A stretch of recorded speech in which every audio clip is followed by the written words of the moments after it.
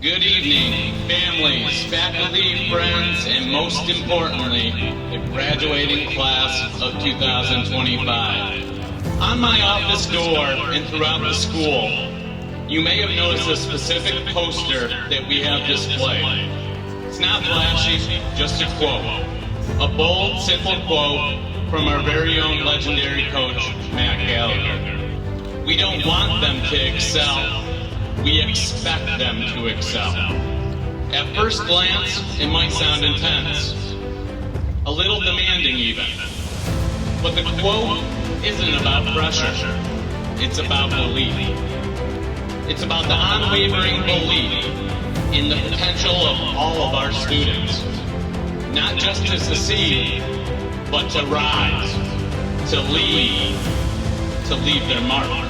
In this place, your excellence was never a surprise. It was a standard. Coach Gallagher said it best. We don't want them to excel, we expect them to. In class 2025, you've lived up to that expectation. Now go out there and keep on doing it. Congratulations.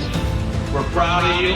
Can't wait to see you continue to excel on your terms, in your way, for the rest of your story.